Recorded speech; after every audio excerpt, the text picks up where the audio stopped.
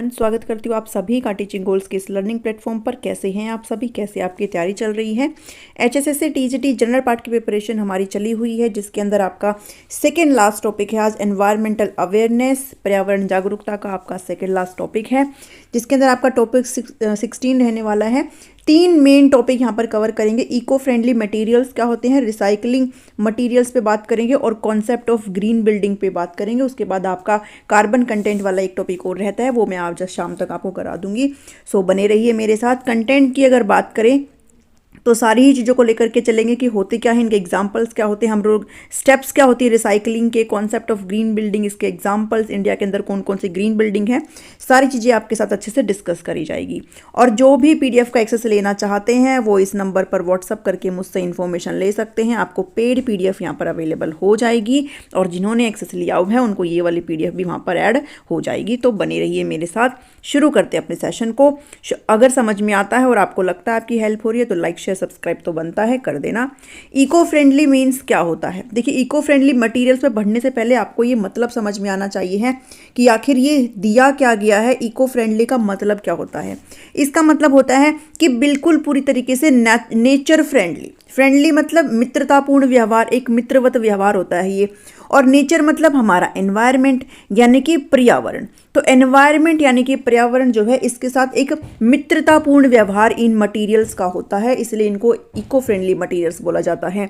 अब मित्रतापूर्ण व्यवहार का मतलब ये थोड़ी हाथ मिला लेंगे, बल्कि जो एनवायरनमेंट है इसके ऊपर जो है एक हार्मफुल इफेक्ट ना पड़े इन मटेरियल्स का, इसको किसी भी तरीके से पोल्यूट ना करे ये मटेरियल। तो फिर ये मटेरियल कैसे हो जाते हैं, इको फ्रेंडली मटेरियल यहाँ पर हो जाते हैं। तो इको फ्रेंडली का मतलब यही होता है कि ये जो जितने भी मटेरियल्स होते हैं ये जो है एक तरीके से इनका नेचर कैसा होता है, फ्रेंडली नेचर होता है। हमारे एनवायरनमेंट को किसी भी तरह का कोई भी हार्मफुल यानी कि कोई भी नुकसान ये नहीं पहुंचाते हैं, इसीलिए इनको इको फ्रेंडली बोला जाता है। तो ये जो सब्सटेंस है are obtain from either plant और animal sources and are biodegradable in nature. इसका मतलब ये है कि ये जो सारी चीज़ें हैं वो या तो प्लांट से या फिर एनिमल्स के सोर्सेज से हमें मिलती है, जो कि बायोडिग्रेडेबल होता है यानी कि इनका जैव निम्नीकरणीय हो जाता है। डिग्रेडेबल का मतलब क्या होता है कि ये जो है इजीली माइक्रो ऑर्गेनिज्म की हेल्प से ये इजीली क्या हो जाते हैं, डिकम्पोज हो जाते हैं और नेचर के अंदर फिर से वापस मिल जाते हैं मिट्टी के अंदर, और कहीं ना कहीं मिट्टी की जो गुणवत्ता है उसको भी ये इंक्रीज करते हैं। तो इसलिए इसको बायोडिग्रेडेबल बोलते हैं। तो ये जितने भी मटेरियल होते हैं वो या तो प्लांट से या फिर कहाँ से, एनिमल सोर्सेज से मिलते हैं, इसलिए इनको क्या बोलते हैं आप, इको फ्रेंडली इनको मटेरियल बोला जाता है। दे कॉज नेग्लिजिबल और no harm to the environment, मैंने आपको बताया इसलिए इनको बोला जाता है इको फ्रेंडली, क्योंकि किसी भी तरह का कोई भी नुकसान जो है हमारे एनवायरनमेंट को नहीं पहुंचाते हैं, इसलिए ये जो है फ्रेंडली मटेरियल होते हैं। ये रिसाइक्लेबल होते हैं यानी कि इनको हम किसी और चीज़ में कन्वर्ट कर सकते हैं और इनका रीयूज भी किया जा सकता है अपनी नेचर के अंदर, इसीलिए ये किसके अंदर काउंट होते हैं, इको फ्रेंडली मटेरियल के अंदर ये सारी चीज़ें काउंट होती है। आई होप आपको अब मतलब समझ में आ गया होगा। अब बढ़ते हैं डेफिनेशन की तरफ। वैसे तो पूरी चीज़ें मैंने आपको बता दी है, बट फिर भी देख लेते हैं कि जो इको फ्रेंडली आइटम्स होते हैं, जितने भी आपके आइटम्स या बोल दो जितने भी मटेरियल होते हैं या फिर बोल दो जितने भी प्रोडक्ट्स होते हैं, वो बिल्कुल ही हार्मलेस होते हैं। किसके लिए, एनवायरनमेंट के लिए। ठीक है, बिल्कुल ही हार्मलेस होते हैं हमारे एनवायरनमेंट के लिए। वो ऐसे मटेरियल होते हैं जो अगर हार्मफुल रहते भी है तो बहुत ही कम अमाउंट में, बहुत ही लेस अमाउंट में, अदरवाइज वो बिल्कुल भी हार्मफुल नहीं होते हैं, इसलिए इनको इको फ्रेंडली मटेरियल्स बोला जाता है। ये मटेरियल, ये जो प्रोडक्ट्स है, प्रमोट करते हैं ग्रीन लिविंग को, यानी कि हम इस हरित जो जिंदगी है आपकी, हरित जो जीवन है उसको ये प्रमोट करते हैं कि हम ऐसे जो मटेरियल्स हैं इनका यूज कर रहे हैं, हम ऐसे अपनी जिंदगी यहाँ पर जी रहे हैं कि हम एनवायरनमेंट को किसी भी तरह का कोई भी नुकसान यहाँ पर नहीं पहुंचा रहे हैं। और ऐसे मैन्युफैक्चरिंग मेथड्स को यहाँ पर प्रमोट किया जा रहा है जिसमें जो भी रिसोर्सेज हम यूज कर रहे हैं वो क्या हो, कम से कम अमाउंट में यूज करें। जो भी आपके नेचुरल रिसोर्सेज हैं, ठीक है, तो उनका इस्तेमाल हम कम से कम अमाउंट में करें ताकि हमारे एनवायरनमेंट के अंदर जो है किसी भी तरह का पोल्यूशन ना हो। तो इन शॉर्ट अगर बात करी जाए तो ये क्या करते हैं, हेल्प करते हैं हमारी अर्थ को, और इसको किसी भी तरह का कोई भी नुकसान, हार्म नहीं पहुंचाते हैं, इसलिए इनको इको फ्रेंडली मटेरियल्स बोला जाता है। हिंदी में भी है पर्यावरण के अनुकूल वस्तुओं और सामग्रियों को पर्यावरण की दृष्टि से हानिकारक नहीं होने के रूप में परिभाषित किया गया है। जितने भी आपके इको फ्रेंडली मटेरियल्स है जो कि पर्यावरण के अनुकूल वस्तु है, वो आपके एनवायरनमेंट को, आपके पर्यावरण को किसी भी रूप में जो है हानिकारक नहीं होते हैं। ये उत्पाद हरित जीवन को जो है बढ़ावा देते हैं और ऐसी विधियों को बढ़ावा देते हैं जो हम संसाधन की मात्रा या प्रकार को हम कम से कम इसका उपयोग करते हैं। ठीक है, और पर्यावरण के अनुकूल उत्पाद पृथ्वी की मदद करते हैं। मैंने आपको ऊपर बताया ना, अर्थ का हेल्प करते हैं, उसको किसी भी तरह का हार्म नहीं पहुंचाते हैं। तो ये आपका इको फ्रेंडली मटेरियल्स होते हैं। इको फ्रेंडली वर्सेस एनवायरमेंटली, हम थोड़ा सा डिफरेंस देख लो भाई, इको फ्रेंडली में क्या फ़र्क होता है, एनवायरमेंटली फ्रेंडली वर्सेस ग्रीन जो होता है उसको क्या बोलते हैं। तो इको फ्रेंडली और एनवायरमेंटल फ्रेंडली आपका सेम ही होता है कि ये एक तरीके से फ्रेंडली इन मटेरियल्स का व्यवहार होता है, हमारे एनवायरमेंट को किसी भी तरीके का हार्मफुल चीज़ें ये एक तरीके से हमारे एनवायरमेंट के लिए नहीं होती है, तो वो आपका एनवायरमेंट फ्रेंडली भी होता है। ठीक है, पर्यावरण के अनुकूल होता है, यानी कि पर्यावरण के अनुकूल होता है, हर जो चीज़ होती है वो इसके अनुकूल होती है, इसके अगेंस्ट नहीं होता कुछ भी, इसको किसी भी तरीके का कोई भी नुकसान यहाँ पर नहीं पहुँचाया जाता। वहीं अगर बात करें ग्रीन की, तो इसका मतलब होता है कि ये थोड़ा लेस स्पेसिफिक होता है, तो इसका जो थोड़ा सा यूज़ है, यानी कि इसका ये मान लो कि इसके फ़ायदे हैं थोड़े से कम होते हैं इको फ्रेंडली से, क्योंकि ग्रीन क्या डिस्क्राइब करता है, ग्रीन बताता है कि anything that benefits the environment और minimize the impact of the planet. जितने भी आपके इको फ्रेंडली मटेरियल्स थे वो आपके किसी भी रूप में एनवायरनमेंट को जो है नुकसान नहीं पहुंचा रहे थे। ग्रीन का मतलब यहाँ पर वो आ जाता है कि अगर हम किसी भी फॉर्म में कोई भी ऐसा मटेरियल यूज़ कर रहे हैं जो हमारे एनवायरनमेंट को नुकसान पहुंचा रहा है, तो उसका मतलब है कि मिनिमाइज है उस चीज़ का, मतलब कम से कम इफेक्ट डाल रहा है हमारे प्लेनेट के ऊपर, कम से कम थोड़ा बहुत डाल रहा है, ज़्यादा नहीं। ठीक है, तो वो आपका ग्रीन के उसमें आता है, इसलिए बोल रहे हैं कि वो लेस स्पेसिफिक है किससे, इको फ्रेंडली मटेरियल्स के, क्योंकि इको फ्रेंडली मटेरियल तो बिल्कुल भी नुकसान नहीं पहुंचा रहे। It can involve using recycling materials, के अंदर जो भी मटेरियल आपने रिसाइकल कर लिए हैं, अगर आपको रिसाइकलिंग मटेरियल होता क्या है, चलो नीचे देखेंगे उस चीज़ को। ठीक है, नीचे अच्छे समझाया मैंने। तो जितने भी रिसाइकल्ड मटेरियल है या फिर जितने भी आपके रिसोर्सेज है जिनका आप कम से कम यूज़ करते हो, तो ये सारी चीज़ें इसके अंदर आती है। अगर आप इको फ्रेंडली पैकेजिंग करते हो, कम से कम ऐसी चीज़ों का इस्तेमाल करते हो पैकेजिंग के अंदर जो आपके एनवायरनमेंट को कम नुकसान पहुंचाते हैं, तो वो सारी चीज़ें इसके अंदर आती है। ठीक है, अभी समझिए इस चीज़ को। नेक्स्ट पे बढ़ते हैं।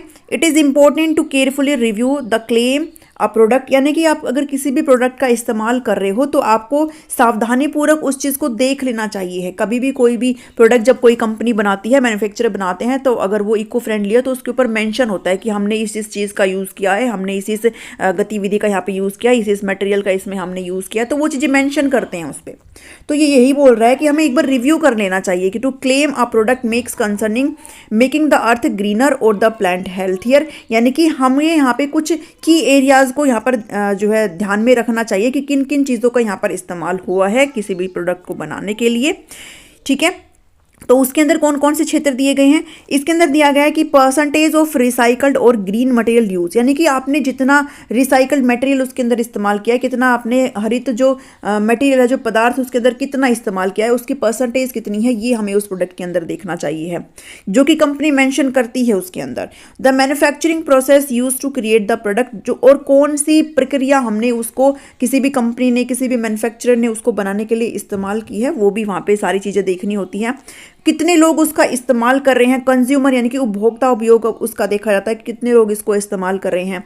उसकी कैपेबिलिटी क्या है बायोडिग्रेडेशन की, यानी कि नेचर में अपने आप ये चीज़ें डिकम्पोज हो जाएगी या बायोडिग्रेडेशन कैपेबिलिटी का मतलब है अगर वो मटेरियल इको फ्रेंडली है तो फिर वो बायोडिग्रेडेबल भी होगा, वो नेचर में अपने आप डिकम्पोज भी हो जाएगा, नेचुरली जो है वो अपने नेचर में चला जाएगा। तो ये चीज़ें भी सारी देखी जाती है। तो कोई भी अगर प्रोडक्ट आया है मार्केट में, अगर वो इको फ्रेंडली है तो उसके अंदर ये क्षेत्र हम लोग देखते हैं जो कि उसके अंदर मेंशन होता है। ये सारी चीज़ें हमें देख करके चलनी होती है, तभी पता चलता है कि वो मटेरियल जो है कितना एफिशिएंट है हमारे एनवायरनमेंट के लिए, कितना अच्छा है हमारे एनवायरनमेंट के लिए। How to be more eco friendly, आप लोग कैसे ज़्यादा से ज़्यादा इको फ्रेंडली बन सकते हो, कैसे आप ज़्यादा से ज़्यादा पर्यावरण के हितैषी यहाँ पर बन सकते हो। तो हम कैसे बन सकते हैं, पर्सनल लेवल पर अगर हम अवॉइड करें प्लास्टिक का यूज़ करना तो हम इस चीज़ के लिए बन सकते हैं। हम किसी भी जैसे कोई भी सामान खरीदना होता है तो हम पॉलीथीन वगैरह उठा करके चल पड़ते हैं, उसके अंदर सामान लाते हैं, तो हम यहाँ पर कपड़े का कोई भी थैला यूज़ कर सकते हैं, ठीक है, जो कि बायोडिग्रेडेबल है और इको फ्रेंडली है। तो इस चीज़ की यहाँ पर बात हो रही है। तो हमें प्लास्टिक का इस्तेमाल कम से कम करना चाहिए। जैसे हम लोग वाटर बॉटल्स का यूज़ करते हैं, शॉपिंग बैग्स का यूज़ करते हैं, फोक का, नाइफ्स का, स्ट्रॉज वगैरह का यूज़ करते हैं जूस वगैरह पीने के लिए। तो इन चीज़ों का इस्तेमाल अगर हम कम कर दें तो हम कैसे बन जाएंगे, हम लोग पर्यावरण हितैषी बन सकते हैं। हमें एक ऐसे प्रोडक्ट्स का इस्तेमाल को खरीदना चाहिए जिसके अंदर लेस पैकेजिंग हो। जैसे ये पैकेजिंग होती है ना ऊपर जितनी भी उसकी पॉलिथीन वगैरह से, उसके अंदर कम से कम हो, और ऐसे वो जो है एनवायरमेंटली फ्रेंडली पैकेजिंग हो अगर है भी तो ऐसे हमें प्रोडक्ट्स यहाँ पर खरीदने चाहिए है। Choose two by only items you need and denote the things you know longer use, यानी कि आप जो है ऐसे ही चीज़ों को बाई करिए जिसकी आपको सख्त से सख्त ज़रूरत है, और अगर आपको किसी सामान की ज़रूरत नहीं है तो आप उसको डोनेट करना सीखिए। ऐसा नहीं है कि आपने फेंक दिया और किसी को दिया नहीं, अगर कोई ज़रूरतमंद है तो आप उसको देना सीखिए, ठीक है। तो ये सारी चीज़ें इसके अंदर इंक्लूड करी है। Compost food and yard waste to reduce methane emission. Methane gas कब निकलती है, जब हम लोग अपने फोसल फ्यूल्स को यहाँ पर बर्न करते हैं, जिसके अंदर कोयला वगैरह आता है, नेचुरल गैस आती है, ठीक है, ऑयल आता है, पेट्रोल वगैरह आता है, तो ये गैस अब अगर हम इसका इस्तेमाल ना करें तो फिर मीथेन गैस का उत्सर्जन भी कम हो जाएगा। बट हम ऐसा क्या करें कि हम इस चीज़ को, तो इसका एक अल्टरनेट है। इसका अल्टरनेट क्या है कि जितने भी आपके कंपोस्टिंग हम कर सकते हैं, यानी कि हम खाद का निर्माण कर सकते हैं। कैसे, जो हमारे घर में कूड़ा कचरा है, जो हमारा खाने का आइटम बच गया है, या फिर आपका जो यार्ड का वेस्ट है, जो आपके घर में पेड़ पौधे उनकी पत्तियां हैं, उनको हम अगर दबा दें तो वहाँ से आपको एक टाइम में गैस भी मिलती है और साथ ही साथ आपको खाद भी मिलती है। तो इससे हम मीथेन गैस का उत्सर्जन यहाँ पर कम कर सकते हैं। तो ये एक तरीका बताया कि आप ऐसे पर्यावरण के हितैषी बन सकते हैं। जैसे ज़्यादा से ज़्यादा आपको फ्रूट्स एंड वेजिटेबल्स खानी चाहिए है, ठीक है, जो कि लोकल हो और ऑर्गेनिक हो, जो कि जैविक हो। और बहुत अच्छा होगा अगर आपने उसको खुद से उसको ग्रो किया है, तो यानी कि आपके खुद के घर में अगर चीज़ें हैं और अगर आप फ्रेश चीज़ें खा रहे हैं तो फिर आपके लिए ज़्यादा बहुत अच्छा होगा। क्योंकि मार्केट में आपने देखा होगा ना कि जो सड़ी हुई सब्जियों को भी फ्रेश करके दिखा देते हैं, ऐसे ऐसे केमिकल का छिड़काव करते हैं। तो अगर आपने घर में खुद से चीज़ों को उगाया हुआ है तो वो आपके लिए काफ़ी अच्छी है, फिर आप पर्यावरण हितैषी हैं। Give your old electronics to companies. आपके घरों में जो भी इलेक्ट्रॉनिक्स का सामान है जो कि ख़राब हो गया है, जो आपको यूज़ नहीं करना है, तो आप उनको इधर उधर फेंकिए ना, बल्कि आप ऐसी कंपनीज को दे दें जो उनको रिसाइकल करती हो। है अभी यहाँ पर बहुत सारी कंपनीज है जो चीज़ों को रिसाइकल करती हो, तो आप उनको दे सकते हो ताकि उन चीज़ों का रिसाइकल हो जाए, वो किसी और चीज़ में कन्वर्ट हो जाए और मार्केट में फिर से अवेलेबल हो जाए। तो आप उनको इधर उधर फेंकने की बजाय आप ये काम करके पर्यावरण हितैषी बन सकते हैं। Reduce your energy consumption at home. आपके घरों में जो भी एनर्जी का कंजम्पशन है, चाहे आप किसी भी तरीके से कर रहे हो, उसका रिड्यूस करिए, उस चीज़ को थोड़ा सा कम करिए बाय द एडजस्टिंग थर्मोस्टेट। या फिर आपके घर में अगर लाइट्स वगैरह जल रही है तो आप उसको शट ऑफ कर सकते हो। आपके घर में जो भी इलेक्ट्रॉनिक्स के सामान है आप उसको अनप्लगिंग कर सकते हो। तो ऐसे आप अपनी जो ऊर्जा की खपत है उसको आप कम करने की कोशिश करें, बिकॉज अगर आप ऐसी चीज़ों को करेंगे तो जो एनर्जी का प्रोडक्शन है, जो लार्ज अमाउंट में अभी ट्रेडिशनल टाइम में हो रहा है, वो कहीं ना कहीं कम हो जाएगा। और अगर वो कम हो जाएगा तो उससे जो निकलने वाली जो भी जो हार्मफुल गैसेज है जो हमारे एनवायरनमेंट को नुकसान पहुंचा रही है, वो भी अपने आप कम हो जाएगी। तो फिर आप पर्यावरण हितैषी बन सकते हैं। Reuse bags instead of consuming new plastic bags. आप जो है अपने कोई भी थैला वगैरह, कोई भी बैग वगैरह है, तो आप जो है उसका इस्तेमाल यहाँ पर जो है कम कर सकते हो। नए प्लास्टिक को कंज्यूम करने की बजाय, नए प्लास्टिक की थालियों का यूज़ करने की बजाय आप अपने जो बैग्स हैं उनका ही रीयूज़ करिए। एनर्जी एफिशिएंट एप्लियंसेस का यूज़ करिए, ऐसे उपकरणों का यूज़ करिए जो कम से कम एनर्जी यूज़ करता हो। आप लोग एलईडी लाइट बल्ब्स का यूज़ कर सकते हो, ठीक है, सीएफएल का यूज़ कर सकते हो। तो ये सारी चीज़ें हैं कि आप ऐसे करके अपने पर्यावरण हितैषी बन सकते हैं। अब बात करते हैं कि मोस्टली पॉपुलर जो इको फ्रेंडली प्रोडक्ट्स है। अब बहुत सारे प्रोडक्ट्स हैं वैसे तो, बट आपके सामने मैंने एक दो एग्जाम्पल लिखी हैं। जैसे अगर आपके घर में छोटा बेबी है तो उसके लिए हम बहुत सारे टॉयज़ लाते हैं, और वो टॉयज़ कैसे होते हैं, सारे ही प्लास्टिक वगैरह के होते हैं, कुछ अदर मटेरियल उनके अंदर होता है जिसके अंदर से टॉक्सिक चीज़ें रिलीज होती है और बच्चा मुंह में भी लेता है चीज़ों को, तो वो उसके लिए भी हार्मफुल है। साथ ही अगर वो चीज़ें अगर आप फेंकते हो या अगर इधर उधर डालते हो तो फिर वो एनवायरनमेंट के लिए भी खतरनाक है, क्योंकि वो डिग्रेडेबल नहीं है। तो यहाँ पर आपको कुछ जी यहाँ पर खिलौने दिख रहे होंगे जो कि बिल्कुल ही क्या है, इको फ्रेंडली हैं। ये बैम्बो वगैरह से बनाए जा सकते हैं। तो ये ऐसे मटेरियल्स का आप इस्तेमाल कर सकते हो कि अगर आप बाई चांस ये टूट जाते हैं, ख़राब हो जाते हैं, तो ये एक जो है एनवायरनमेंट में ऑटोमेटिकली एडजस्ट हो सकते हैं, हमारे एनवायरनमेंट को किसी भी तरीके का नुकसान नहीं पहुँचाते हैं। तो ये इको फ्रेंडली मटेरियल में काउंट होता है। साथ ही आप इधर देख सकते हो कि ब्रश वगैरह है। यहाँ पर हम लोग प्लास्टिक के ब्रश जो आते हैं उनको यूज़ करते हैं। तो यहाँ पर जो ब्रश ये बने हैं ये भी आपके बैम्बो से बने हुए हैं, तो इन ब्रशेस का इस्तेमाल हम कर सकते हैं। तो अगर बाद में ख़राब भी होते हैं, क्योंकि हम लोग बहुत ही कम समय में ब्रश को चेंज भी कर देते हैं ना, तो वो फिर वो सारी चीज़ें वेस्ट जाती हैं, तो उससे हमारा जो एनवायरनमेंट है वो इफेक्ट हो रहा है। तो इन चीज़ों का हम इस्तेमाल यहाँ पे कर सकते हैं। साथ ही जो भी ईयरबड वगैरह आती है, जैसे आप यहाँ पर देख सकते हो, तो इसके अंदर ना थोड़ा प्लास्टिक यूज़ होता है, इनके अंदर हम फिर से बैम्बू का इस्तेमाल करके इनको बना सकते हैं, तो इनका यूज़ कर सकते हैं। घरेलू किचन के काम में हम लोग पॉलीथीन का बहुत इस्तेमाल कर सकते हैं, तो इस चीज़ से हम बच सकते हैं और हम अपने जो भी आपका कपड़े का बैग है उसका इस्तेमाल कर सकते हैं अपने सामान को लाने में। तो वो चीज़ें यहाँ पर ये जो सारी है वो आपकी इको फ्रेंडली मटेरियल्स के अंदर काउंट होता है। ठीक है, तो ये कुछ एग्जांपल्स थे। अब बात करते हैं सेकेंड टॉपिक की, रिसाइकलिंग क्या होता है, पुनर्चक्रण क्या होता है। देखिए, रिसाइकलिंग का मतलब होता है ये एक ऐसी प्रोसेस होती है जिसके अंदर आप वेस्ट को कलेक्ट करते हैं, किसी भी वेस्ट मटेरियल है, कोई भी ऐसा मटेरियल जो आपके लिए वेस्ट है, आपके लिए अब यूज़ का नहीं है और आपने उसको फेंकना है, तो रिसाइकलिंग के अंदर ये एक ऐसी प्रक्रिया होती है जिसके अंदर आपके घरों का वही वेस्ट कलेक्ट किया जाता है एंड देन बाद में उसको इस्तेमाल किया जाता है एक नए प्रोडक्ट को बनाने में। यानी कि आपने कोई सामान फेंक दिया, उससे हमने कोई और नई चीज़ बना दी किसी कंपनी ने, तो वो फिर क्या हो गया, उसका रिसाइकलिंग हो गया, उसका पुनर्चक्रण हो गया। ठीक है, तो जरूरी नहीं है वही चीज़, कुछ और चीज़ बन सकता है उससे, तो वो रिसाइकलिंग हो गया। तो रिसाइकलिंग वही प्रोसेस होता है कि आप किसी भी अपशिष्ट पदार्थों को एकत्र करते हैं और उन उत्पादों में संसाधित प्रक्रिया करने की एक प्रक्रिया है जिसके अंदर हम लोग नई नई चीज़ें उस चीज़ से बना सकते हैं और फिर मार्केट में उस चीज़ को, बाजार में उस चीज़ को फिर से उतार सकते हैं यूज़ करने के लिए। तो ये रिसाइकलिंग है। फेंकने से इधर उधर ज़्यादा अच्छा रिसाइकलिंग का प्रोसेस होता है। Turning the trashed waste into useful product beneficial for both community. अब अगर कोई भी चीज़ रिसाइकल हो रही है तो ये सिर्फ आपके लिए नहीं बल्कि कम्युनिटी के लिए, साथ ही आपका जो एनवायरनमेंट है जो कि हम सब के लिए एक जिम्मेदारी है, उसको भी यहाँ पर जो है ठीक करके रखता है ताकि चीज़ें इधर उधर ना पड़े रहे। अगर चीज़ों का रिसाइकल हो रहा है तो फिर एनवायरनमेंट के लिए भी कहीं ना कहीं बहुत ही उपयोगी है। तो ये सारी चीज़ें आपको कि ट्रैश जो है, दिए गए कचरे को उपयोगी उत्पादों में बदलना समुदाय और पर्यावरण दोनों के लिए फायदेमंद है। ठीक है, ना तो किसी भी तरीके का पॉल्यूशन होगा और चीज़ की चीज़ यहाँ पर मार्केट में आ गई। Recycling plays a major role in the reducing green house gas emission. जितनी भी आपकी ग्रीन हाउस गैसेज जिसके अंदर आपके क्लोरोफ्लोरोकार्बन आ गई, CO2 आ गया, ठीक है, मीथेन आ गई, तो जितने भी आपकी गैसेज हैं ये सभी यहाँ पर क्या हो जाएगी, इनके अंदर रिडक्शन हो जाएगा, इनके अंदर कमी आ जाएगी अगर आप रिसाइकलिंग वगैरह करते हैं तो। एनर्जी का कंजम्पशन जो है, एनर्जी जो है, ऊर्जा का इस्तेमाल हमारा यहाँ पर धीरे धीरे कम हो जाएगा। Air pollution, water pollution, sound pollution, जितनी भी चीज़ें हैं, सॉइल पोल्यूशन, ये सारी चीज़ें यहाँ पर कम हो जाएगी। और जितने भी रिड्यूस हो जाएगा the usages of fresh raw material. Raw material मतलब वो कच्चा सामान होता है जिससे कोई भी सामग्री बनती है, तो जो भी फ्रेश रॉ मटेरियल है उसका इस्तेमाल यहाँ पर कम हो जाएगा क्योंकि हम लोग रिसाइकल करने लग जाएंगे, तो रॉ मटेरियल का इस्तेमाल यहाँ पर कम हो जाएगा। ठीक है, तो यहाँ पर ये क्या है, बेनिफिट करता है हमारी इकोनॉमी को भी और साथ ही साथ हमारी जो सस्टेनेबिलिटी है, जो हमारा जो आपका विकास है, जो स्थिरता है, वो यहाँ पर बनी रहती है। तो ये इस चीज़ का यहाँ पर फायदा है रिसाइकलिंग का। उसके बाद यहाँ पर आपको 3R की बात करी गई। मैंने पीछे भी एक वीडियो में आपके साथ 3R की बात करी थी कि 3R के अंदर क्या शामिल है। 3R के अंदर आपका पहला R है रिड्यूस करना, कि अगर आप किसी भी चीज़ को, किसी ऐसे मटेरियल को यूज़ कर रहे हो जो कि एनवायरनमेंट के लिए हार्मफुल है, तो कोशिश करिए कि आप उसको रिड्यूस कर दे, आप उसका इस्तेमाल कम से कम करें। जैसे कि आप घरों में बिजली हम लोग ऐसे वेस्ट चलती रहती है, जो लाइटें हैं वो जलती रहती है, तो कोशिश करिए हम उसको कम से कम कर सके। ठीक है, रीयूज़ करना मतलब आपने कोई चीज़ यूज़ कर लिया तो कोशिश करिए आप उसको किसी और पर्पस के लिए फिर से रीयूज़ कर लीजिए।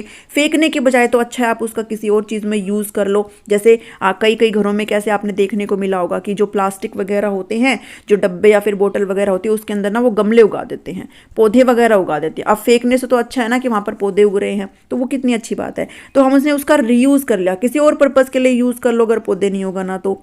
थर्ड है, फिर अगर आपने कुछ भी नहीं करना है और आपके लिए बिल्कुल ही वेस्ट है, फिर आप उसको फेंको मत, बल्कि किसी ऐसी कंपनी को दे दो जो उसको क्या कर सके, उसका पुनर्चक्रण कर सके, उसका रिसाइकल कर सके। तो ये है आपके 3R की, रिड्यूस, रीयूज एंड रिसाइकल। इनके ऊपर भी आपसे क्वेश्चन पूछे जा सकते हैं। A number of products like plastic bottles, paper, glass, cans and containers, ये जितनी भी चीज़ें हैं इन सभी को क्या किया जा सकता है, इन सभी का पुनर्चक्रण किया जा सकता है, इन सभी को रिसाइकल यहाँ पर किया जा सकता है। ठीक है, among metals ferrous metal, like जितने भी आपके मेटल्स है, जो भी आपके धातु वगैरह है, उनके अंदर भी रिसाइक्लेशन चलता रहता है। तो ये भी आपने ध्यान रखना है। जो भी फेरस मेटल है, लाइक स्टील हो गया, एल्यूमिनियम हो गया, इन सभी को भी रिसाइकल किया जा सकता है। तो ये भी अपने आप में इंपॉर्टेंट पॉइंट है। अब यहाँ पर 3R की बात करी, बट एक 5R को भी देख लो साथ के साथ इस चीज़ को भी, कि जब रिसाइकलिंग की जो प्रोसेस होती है वो बिल्कुल एंड का R होता है, उससे पहले भी 4R होते हैं, जो कि वो 3 ऊपर वाले इसके अंदर इंक्लूड हैं। तो ये 5R को भी आप अच्छे से समझ लो कि रिसाइकलिंग तक जाने से पहले भी आपको 4R से गुजरना पड़ता है। उन 4R में जो सबसे पहला है वो है रिफ्यूज़। रिफ्यूज़ करने का मतलब है कि आप कोशिश करो कि आप यूज़ ही ना करो, आप मना ही करें चीज़ों से, कि भाई मैं ऐसी चीज़ का इस्तेमाल नहीं करूँगा जो मेरे लिए पर्यावरण हितैषी नहीं है, जो मेरे लिए यहाँ पर हार्मफुल है, मेरे एनवायरनमेंट के लिए, मेरी खुद की लाइफ के लिए, मेरी खुद की सेहत के लिए। तो मैं ऐसी चीज़ों को रिफ्यूज़ करूँगा, मैं यूज़ ही नहीं करूँगा। और इनकेस अगर आप उस चीज़ को रिफ्यूज़ नहीं कर सकते हो, तो फिर सेकेंड नंबर पर आता है रिड्यूस, कि ठीक है अगर मेरे को यूज़ करना ही है तो फिर मैं कम से कम उसको यूज़ करूँगा, मैं रिड्यूस करूँगा उसकी क्वांटिटी को। और अगर उसके बाद मैंने उसको यूज़ कर लिया है तो फिर मैं उसे फेंकूंगा या फेंकूंगी नहीं, मैं उस चीज़ को क्या करूँगी, रीयूज़ करूँगी, उसको फिर से रीयूज़ कर लूँगी। और रीपर्पज़ का मतलब होता है, जो कि आपका 4th नंबर का R होता है, कि आपने अब पर्पज़ चेंज कर दिया। मान लीजिए आप कोई मटेरियल ने आपने किसी एक स्पेसिफिक पर्पज़ के लिए यूज़ किया, अब अगर आपको इस पर्पज़ के लिए इसे यूज़ नहीं करना तो आप पर्पज़ चेंज कर दीजिए, उस चीज़ का रीयूज़ कर लीजिए, लेकिन आप किसी और पर्पज़ के लिए यूज़ कर लीजिए, आप किसी और मकसद के लिए उस चीज़ को यूज़ कर लो। तो आपने मकसद ही चेंज कर दिया, रीपर्पज़ के लिए आप उसको यूज़ कर लिया, ठीक है। और सारी ही चीज़ें हो चुकी हैं, अब आपके लिए बिल्कुल ही ख़राब है, अब आपके लिए बिल्कुल वेस्ट है, देन फिर आपके पास ऑप्शन बचता है रिसाइकल का, पुनर्चक्रण का। तो ये 5R है, इनको भी अच्छे से ध्यान में रख लेना। मैंने पूरी कोशिश करी है कि मैं आपके लिए कुछ भी ना छोड़ूं, तो आप भी पूरी कोशिश करना कि आप कुछ भी ना छोड़े और सारी चीज़ें पढ़ करके जाएं। अब कुछ स्टेप्स होते हैं रिसाइकल के, कुछ 5 स्टेप्स होते हैं, इनको भी देखेंगे। इन 5 स्टेप्स में क्या होता है कि सबसे पहले आते हैं आप कंज्यूमर। कंज्यूमर के अंदर हम लोग खुद है, जो कि उपभोक्ता है, जो कि हम इस सामान का इस्तेमाल करते हैं और जब हमारे लिए वेस्ट हो जाता है तो हम उस चीज़ को फेंक देते हैं। तो सबसे पहला आता है हम लोग है, इसमें कंज्यूमर है, ठीक है। कंज्यूमर ने कोई भी सामान यूज़ किया, उसने फेंक दिया, उसके लिए अब वो किसी भी चीज़ का नहीं है, ना वो उसका रीयूज़ कर सकता है, ना वो उसका रीपर्पज़ कर सकता है, ना वो उसको कुछ भी नहीं कर सकता, मतलब अब वो रिसाइकल के लिए जाना है। फिर सेकंड स्टेप आता है होल्डर्स का। ये वो ट्रांसपोर्टेशन होता है जो कि इस सामान को कहाँ पहुँचाते हैं, इस सामान को वहाँ पहुँचाते हैं, जो भी जिनको भी ये रिसाइकलिंग वगैरह के लिए चाहिए उनको देते हैं। उसके बाद सॉर्टर्स होता है, जिनमें से जो भी आपका ऐसा सामान छांट लिया जाता है जो कि रिसाइकल नहीं हो सकता, तो फिर उसको यहाँ पर आप लैंडफिल वगैरह कर देते हो, उसका ज़मीन के नीचे दबा देते हो, ऐसे सामान का जो रिसाइकल नहीं हो सकता है। और जो रिसाइकल हो सकता है उनको बाद में आगे रीप्रोसेसर्स को भेज दिया जाता है। ये वो कंपनियाँ होती हैं जो इस चीज़ को रिसाइकल करती है और रिसाइकल करने के बाद उसको मार्केट में उतार दिया जाता है। ये 5 स्टेप होते हैं, टेंशन मत लो, नीचे अच्छे से लिख करके बताया गया है। तो कंज्यूमर प्रोवाइड द मटेरियल, सबसे पहले बात आती है कंज्यूमर की। मैंने अभी ऊपर आपको बताया ना कि कंज्यूमर सबसे पहले होते हैं क्योंकि हमने चीज़ों को यूज़ किया है।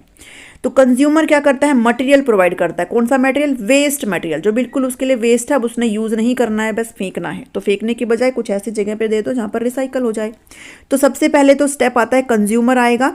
कंज्यूमर ने क्या कर दिया, we generate a lot of items, packaging, मतलब कहीं से भी हम लोग चीज़ें यहाँ पर जनरेट कर देते हैं जो कि हमारे लिए वेस्ट है, जो कि हमारे लिए बिल्कुल भी अब लॉन्गर नीड में नहीं है, ना हम उसको चाहते हैं, और यहाँ पर उसमें कुछ चीज़ यहाँ पर रिसाइकल हो सकता है। तो हम लोग कंज्यूमर है जो रिसाइकल के लिए वेस्ट मटेरियल को यहाँ पर प्रोवाइड करते हैं। ये इसके अंदर मैंने आपको बताया है। सेकंड जो स्टेप है वो होलर्स का आता है। होलर्स क्या करते हैं, वो जो गाड़ी वाला ऊपर मार्क था ना, होलर्स क्या करते हैं, कलेक्ट करते हैं मटेरियल्स को, इन ढुलाई करने वाले माल को इकट्ठा करते हैं होलर्स, ठीक है। तो ये क्या करते हैं कि जो गार्बेज ट्रक होते हैं, ये गार्बेज ट्रक होते हैं जो कि पिक करते हैं। तो होलर्स कौन होते हैं, ये वो गार्बेज ट्रक होता है जो आपके स्ट्रीट से आपका जो भी वेस्ट आपने कंज्यूमर ने जो प्रोवाइड किया उसको क्या करते हैं, उसको इकट्ठा करते हैं, उसको कलेक्ट करते हैं। हैविंग ए रिसाइकलिंग ट्रक और a dual system truck to collect both the materials for recycling, यानी कि उन सभी सामान को इकट्ठा करते हैं जो रिसाइकल के लिए है या फिर जो रिसाइकल के लिए नहीं है, जो वेस्ट है जिसको लैंडफिल में जाना है, दोनों ही सामान को इकट्ठा करते हैं और कम्युनिटी को हेल्प करते हैं to manage their waste and reclaim materials that can be recycled. यानी कि एक इंपॉर्टेंट सोर्स होता है जो आपके घरों से आपका सारा वेस्ट उठाता है, जिसको जो कि रिसाइकल करने लायक है उसको भी और जो नहीं है उसको भी, और आपके घरों में यहाँ पे आपके वेस्ट को मैनेज करने में हेल्प करता है। तो ये है होलर्स का काम। उसके बाद जो सॉर्टिंग मटेरियल्स वाले होते हैं वो क्या करते हैं, ये होते हैं रिसाइकलिंग सेंटर, जिसको क्या बोला जाता है, मटेरियल रिकवरी फैसिलिटी, एमआरएफ इसको बोला जाता है। ये सॉर्ट करते हैं मार्केटेबल मटेरियल्स को। सॉर्ट का मतलब छटनी करते हैं। किस चीज़ की छटनी करते हैं, जो मटेरियल रिसाइकल के लायक है उसको, और जो मटेरियल रिसाइकल के लायक नहीं है, टोटली वेस्ट है, उसको। ठीक है, दोनों ही चीज़ को यहाँ पर छटनी के लिए रख देते हैं, दोनों ही चीज़ों को छांट देते हैं। उसके बाद क्या करते हैं, तो एमआरएफ ध्यान रखना कि मेटल रिकवरी फैसिलिटी होती हैं।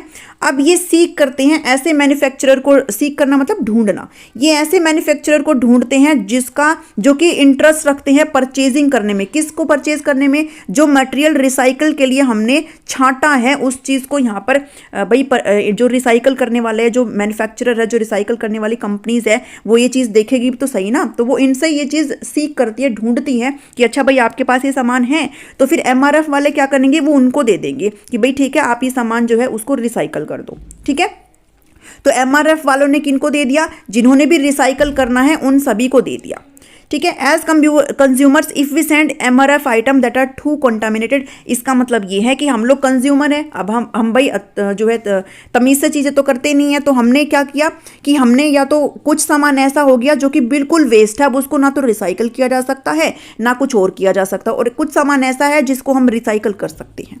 तो ये जो जिन्होंने भी एमआरएफ से इस चीज़ को परचेज किया है, तो ये क्या करेंगे, जो वेस्ट है ना उसको तो लैंडफिल में डाल दिया जाएगा। लैंडफिल का मतलब मैंने आपको प्रीवियस वीडियो में बताया है कि जहाँ पर भी जो भी सिटी होती है उसके निचले एरिया में हम लोग गड्ढा वगैरह खोद करके मिट्टी उसके ऊपर डाल देते हैं, और फिर वो उस साइट को हम लोग कंस्ट्रक्शन के लिए सही नहीं मानते हैं 20 साल तक। अभी याद आया होगा ना इस चीज़ का। तो वो लैंडफिल होता है कि नीचे ज़मीन में दबा देते हैं, और जो चीज़ रिसाइकल के लिए अच्छी होती है उसको हम बाद में रिसाइकल कर देते हैं। ठीक है, उसको नया प्रोडक्ट उसका बना देते हैं। तो ये क्या करते हैं कि इस चीज़ को, वही है मैंने आपको यहीं पे वही लिख के दिया कि item must be sorted out as waste and disposal, और उसको फिर लैंडफिल कर दिया जाता है, और जो चीज़ आपकी रिसाइकल होनी है उसको अलग कर दिया जाता है। तो ये चीज़ है आपका इसका। फोर्थ आता है रीप्रोसेसर्स। रीप्रोसेसर्स वो होते हैं जो कि एमआरएफ से उन चीज़ों को लेते हैं, एमआरएफ से उन चीज़ों को लेते हैं जो कि रिसाइकल के लायक है, और जो नहीं है वो तो लैंडफिल में जा चुकी है। तो रीप्रोसेसर्स वो मैन्युफैक्चरर होते हैं जो एक्सेप्ट करते हैं मटेरियल्स को, ताकि उनको यूजेबल फॉर्म में रीपर्पस के लिए हम उसको इस्तेमाल कर सके, उसकी कुछ और चीज़ हम लोग बना सके, उसका रिसाइकल कर सके। या और ये क्या होती है, आपकी पेपर मिल हो सकती है, ग्लास बेनिफिशियरीज हो सकती है, एल्यूमिनियम मिल्स हो सकती हैं, जो कि एक्सेप्ट करती है या फिर परचेज करती है मटेरियल्स को एमआरएफ से। ठीक है, मैंने अभी आपको ऊपर बताया था ना एमआरएफ क्या होता है। एमआरएफ आपका मटेरियल रिकवरी फैसिलिटी होती है, जो कि अपना ये जो मटेरियल उन्होंने इकट्ठा किया है उसको रीप्रोसेसर्स को देती है, जो कि रीप्रोसेस फिर क्या करते हैं, उसको रिसाइकल करते हैं।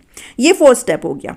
फिफ्थ स्टेप आपका लास्ट स्टेप है कि उसके बाद रीप्रोसेसर्स क्या करेंगे, जो भी आपका सामान है उसको रिसाइकल करके, ठीक है, उसको रिसाइकल करके मार्केट में उतारेंगे, और फिर उस चीज़ को हम, ये आपकी फाइनल स्टेज होती है, और उसको फिर कंज्यूमर्स को यहाँ पर या फिर परचेज करने के लिए मार्केट में उस चीज़ को, स्टोर में उस चीज़ को अवेलेबल कराया जाता है। ठीक है, कुछ भी नया प्रोडक्ट उसका बनाया जाता है। तो ये कुछ 5 स्टेप्स थे रिसाइकल के, इनको आपने ध्यान रखना है। ये चीज़ें आपसे मे भी पूछी जा सकती है। तो रीप्रोसेसरों से सामग्री को अक्सर किसी अन्य निर्माता को भेजा जाता है। वही चीज़ें जो मैंने आपको हिंदी में बताई सारी चीज़ें। तो लेकिन जो हिंदी मीडियम वाले वो भी इसको अच्छे से पढ़ लेना, बाकी मैंने सारी चीज़ें आपको बता दी हैं। उसके बाद आपका जो लास्ट टॉपिक रह जाता है आज की इस वीडियो का, वो है green building concept. Green building concept क्या होता है कि हम जो है, green building is an environmentally sustainable structure which makes efficient use of land, material, energy, water. इसका मतलब ये है कि हम किसी भी निर्माण, किसी भी ढांचे का या कोई भी कंस्ट्रक्शन जब हम करते हैं तो हम ऐसे रिसोर्सेज का उसमें यूज़ करते हैं जो किसी भी तरीके से हमारे एनवायरमेंट को नुकसान ना पहुँचाए। हम सारी जो जितनी भी रीन्यूएबल सोर्स ऑफ एनर्जी है उसका इस्तेमाल कर सकते हैं, जितनी भी ऐसे आपके इको फ्रेंडली मटीरियल्स है उनका इस्तेमाल यहाँ पर करते हैं। हम ऐसी कोई भी चीज़ का इस्तेमाल नहीं करते जो हमारे एनवायरनमेंट को यहाँ पर क्या करती हो, अफेक्ट करती हो। तो ग्रीन बिल्डिंग का कॉन्सेप्ट यही है जो कि अभी ग्रो कर रहा है, कि गवर्नमेंट भी इस पे जो है फोकस कर रही है। अब हम जो पोल्यूशन यहाँ पर क्रिएट कर रहे हैं उसको ध्यान में रखते हुए इस चीज़ का एक कॉन्सेप्ट यहाँ पर लाया गया है कि हमें एक ऐसा हरित भवन जो कि पर्यावरण की दृष्टि से बिल्कुल स्थायी संरचना, और इसके अंदर हम क्या यूज़ करते हैं, एफिशिएंट यूज़ ऑफ लैंड। हम ऐसे मटेरियल का इस्तेमाल करते हैं जो एनवायरनमेंट के लिए अच्छा होता है। हम लोग जो रिन्यूएबल एनर्जी है उसका इस्तेमाल कर सकते हैं, वाटर का इस्तेमाल कर सकते हैं और ऐसी चीज़ों का इस्तेमाल कर सकते हैं जो हमारे लिए बिल्कुल भी महंगी नहीं होती, लोकली हमें अवेलेबल आराम से हो जाती है। ठीक है, तो ग्रीन बिल्डिंग का कॉन्सेप्ट ये कहता है। अ ग्रीन बिल्डिंग एनहांसिस एनर्जी एफिशिएंसी, यानी कि हम लोग यहाँ पर एनर्जी को बचा सकते हैं, एनर्जी की जो खपत है वो कम हो सकती है। वाटर का कंजम्पशन जो है, पानी बहुत लिमिटेड अमाउंट में रह गया, उसका कंजम्पशन इसमें कम होता है। And makes maximum use of recycle, और जितनी भी चीज़ें उसके अंदर यूज़ होती है वो सारी रिसाइकल वाली चीज़ होती है, वेस्ट नहीं होता कुछ भी।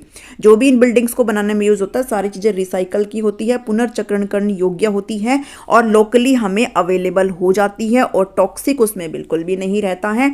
तो अगर ये सारी चीज़ें हैं तो फिर हमारे एनवायरनमेंट को कोई भी नुकसान नहीं है।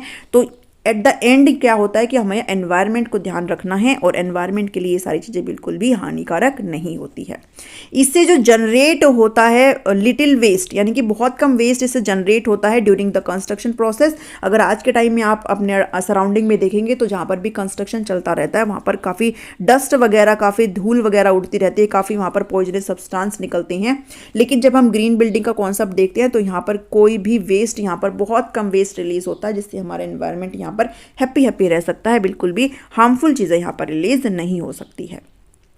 अ ग्रीन बिल्डिंग इन्वॉल्व्स मेथड, यहाँ पे ऐसे मेथड्स का यूज़ किया जाता है, ऐसे रिसोर्सेज का यूज़ किया जाता है जो कि रीन्यूएबल होते हैं, जो कि हमारे एनवायरनमेंट के लिए अच्छे होते हैं, और ऐसा स्किल का इस्तेमाल किया जा सकता है जिसका सोल एम क्या होता है कि नेगेटिव इम्पैक्ट ना पड़े हमारे एनवायरनमेंट पर। ठीक है, तो इसका एकमात्र उद्देश्य यही होता है ग्रीन बिल्डिंग में कि हम ऐसे तरीके, ऐसे संसाधन और कौशल को शामिल करें कि हमारा जो एनवायरनमेंट है उस पर किसी भी तरह का कोई भी नकारात्मक प्रभाव ना पड़े। तो ये है आपकी ग्रीन बिल्डिंग का कॉन्सेप्ट। कुछ प्रिंसिपल्स हैं, बेसिक प्रिंसिपल्स है जो आपने यहाँ पर ध्यान रखने हैं। कुछ 5 प्रिंसिपल्स हैं। इसके अंदर क्या है कि सस्टेनेबल साइट डिज़ाइन, आपने सबसे पहले तो एक ऐसी जगह देखनी है जो आपके लिए अच्छी हो, मतलब कि कहीं पर भी ऐसी कोई जगह ना हो जो आपके एनवायरनमेंट के लिए ठीक ना हो, जो आपके लिए ठीक ना हो, तो एक सस्टेनेबल साइट डिज़ाइन आपने देखना है। उसके बाद वाटर का कंजर्वेशन एंड क्वालिटी यहाँ पर देखी जाती है, एनर्जी और एनवायरनमेंट देखा जाता है, कंजर्वेशन ऑफ रिसोर्सेज हो रहे हैं, रीयूज कर रहे हो मटेरियल को, वो चीज़ें देखी जाती है, और आपकी जो इंडोर इन्वायरमेंट क्वालिटी है वो यहाँ पर देखी जाती है। तो ये 5 कुछ बेसिक प्रिंसिपल्स है जिनको आपने ध्यान में रखना है।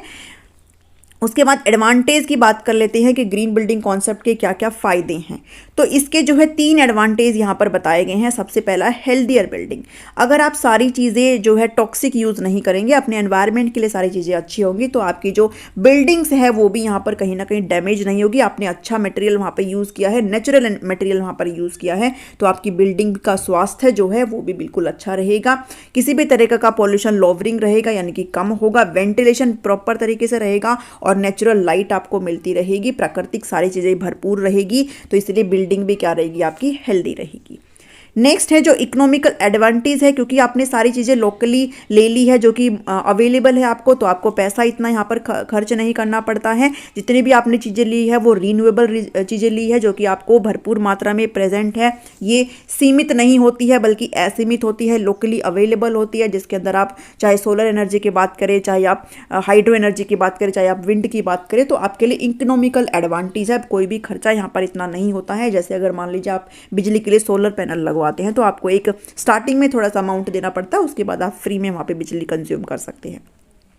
एनवायरमेंटल एडवांटेज की बात करें तो एनवायरमेंटल एडवांटेज की बात करें तो अभी मैंने ऊपर बताया ही सारी चीज़ें एनवायरनमेंट के लिए चल रही हैं कि हम कोई भी चीज़ ऐसा इस्तेमाल कर ही नहीं है जो हमारे एनवायरनमेंट के लिए हार्मफुल हो। तो एनवायरनमेंट को यानी कि पर्यावरण को तो बिल्कुल है ही इस चीज़ का लाभ कि इम्प्रूव है आपकी एयर की क्वालिटी, वाटर क्वालिटी और कार्बन के जो भी अमेजोन्स नहीं है, ये कुछ और ही है। ठीक है, कार्बन एमिजन होता है, उत्सर्जन होता है कार्बन का निकलना, अमेजोन नहीं है ये। तो उसमें क्या हो रही है आपकी रिडक्शन हो रही है। आप किसी भी ऐसे मटेरियल का इस्तेमाल नहीं कर रहे हो जिसमें कि कार्बन का उत्सर्जन किसी भी तरीके से हो। तो यहाँ पे सारी चीज़ें अच्छी है, हैप्पी चीज़ें हैं।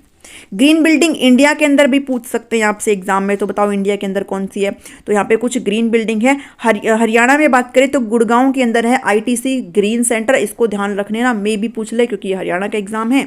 तो आईटीसी ग्रीन सेंटर है गुड़गांव के अंदर, ये आपकी ग्रीन बिल्डिंग के अंदर काउंट होता है। उसके बाद आई गेट नॉलेज सेंटर है नोएडा के अंदर, जो कि आपका कुछ ऐसा दिखता है, ये इसके अंदर काउंट होता है ग्रीन बिल्डिंग के अंदर।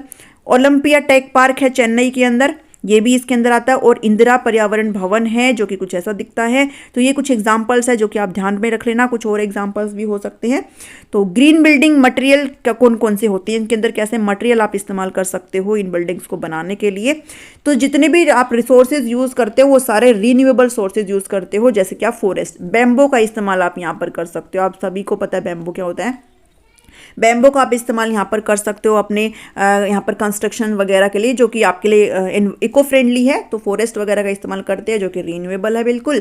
और हम लोग क्या करते हैं, वेस्ट का रीयूज करते हैं, फेंकते नहीं है कभी चीज़ों को। ओल्ड प्लम्बिंग करते हैं और डोर्स दरवाजे वगैरह हम लोग रीयूज कर सकते हैं।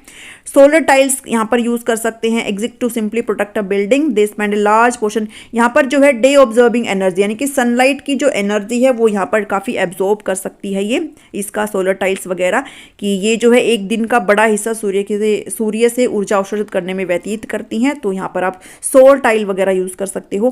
पेपर इंसुलेशन वगैरह हो रहा है कि जितने भी आपके इंसेक्ट्स वगैरह है वो यहाँ पर नहीं आ पाते हैं। फायर रिटेंडेंट है, मतलब किसी भी प्रकार से आग वगैरह नहीं लग सकती है। तो ये सारी चीज़ें हैं कि रिसाइकल किए गए अखबारों और कार्डबोर्ड से बनाया जाता है और फिर रासायनिक फोम से भरा जाता है। और कीट प्रतिरोधी है, कोई भी मच्छर कीट पतंगे वगैरह नहीं आ सकते हैं। और अग्नि विरोधी है, तो ये भी इसका फायदा है। तो ये थे आज की आपकी कुछ टॉपिक्स जो कि मैंने कवर किए हैं। आई होप आपको यहाँ पर क्लियरिटी आई होगी, पसंद आई है वीडियो, आपको इन्फॉर्मेटिव लगी है तो लाइक कर देना भाई, शेयर कर देना, और नए हैं फटाफट से सब्सक्राइब कर लीजिए अगर नहीं किया है तो। वीडियो देखने के लिए बहुत बहुत धन्यवाद। आपको वहाँ पर ऐड कर दी जाएगी ये वाली प्लेलिस्ट। मिलती हूँ नेक्स्ट वीडियो में। Thank you, thanks for watching me.